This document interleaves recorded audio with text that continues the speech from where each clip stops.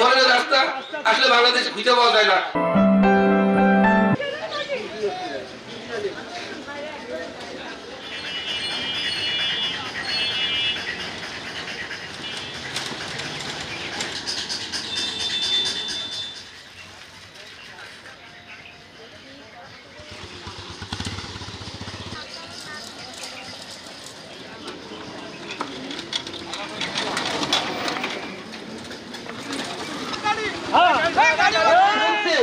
কোন মানবালে কেনতে যেতে চাই জেলা প্রশাসন জেলা বুঝাই দিলে তো ভ্যানে তো কথা বলাই যায় না। ভ্যান হোক এখানে পাটের বড় বড় পাটের চালান হয়, এখান থেকে পাট ধান মসুরি একটা গাড়িও রাস্তাতে যেতে পারে না। প্রত্যেকটা গাড়ির অন্য দিকটা ঘুরে যায়, অথবা মালামাল আমাদের মাথায় করে ওখানে পৌঁছায় দিতে হয়। ওভার তো মালামাল মাথায় করে নিয়ে আসতে হয়। আমরা পূরণ করতে চাই যদি আমাদের দাবি আমরা চাই এই সেতু ও সেতুর দুই পাশের রাস্তার কাজের সংস্কার দ্রুত সম্পাদন করুন। পরিশেষে বলবো, মানববন্ধন একটি শান্তিপূর্ণ প্রতিবাদ, কিন্তু এই দাবির যদি বাস্তবায়ন না হয় তাহলে এই দাবির ঝড় আরো তীব্র হবে, আরো ব্যাপক হবে। আসল আলো রাস্তা ব্রিজটা ভেঙে গার্বেজ চাই এলাকাবাসী, আমরা সেই আবেদন জানাচ্ছি।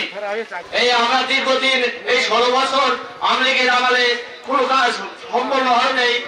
আপনারা ভালো করে মেরামত হোক দিতে পারবে না। যে খারাপ অবস্থা, আমি এই অবস্থা থেকে উত্তরণ চাচ্ছি।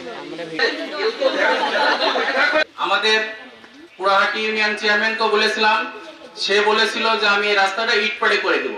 ইটপাড়ি করে দিলেও আমাদের এটা সমাধান হবে না, আমাদের স্থায়ী সমাধান যেটা হয় সেটাই আমাদের করতে হবে। আর সেই জন্যই আমরা এই মানববন্ধন করছি। তোর পাশে যে সংযোগ সড়কটি, এটা বারবার হয় না, অধিকাংশ সময় গাড়িটা পিছিয়ে যায়, হাতার কাছে যে ঠেকলো না, গাড়িটা উল্টে যেত, ওখানে কবুতর বিক্রি করে। আমি দেখে বললাম যে একই দুর্দশা হয়েছে। মানুষ আজ কয়েক বছর ধরে এমপি, মিনিস্টার, চেয়ারম্যান সবাইকে আমরা বলি, আসলে বলি যে আমাদের এই পারে ব্রিজটা ঠিক করে দেন। বলে ঠিক আছে, হয়ে যাবে, আমাদের মাথায় আছে। কিন্তু আমরা তো দেখছি আজ কয়েক বছর ধরে এইভাবে চলছে। আবার এখানে দাঁড়িয়ে আমাদের গাড়ি ঠেলে দিতে হয়। আপনারা দেখেন, সব গাড়ি আমাদের ঠেলে তুলে দিতে হয়। আমাদের খুব মনের কষ্ট। কর্তৃপক্ষের কাছে জোর দাবি জানাই, এই সংযোগ সেতুটি দুই পাশে যে সড়ক এই সেতুর পাশের রাস্তা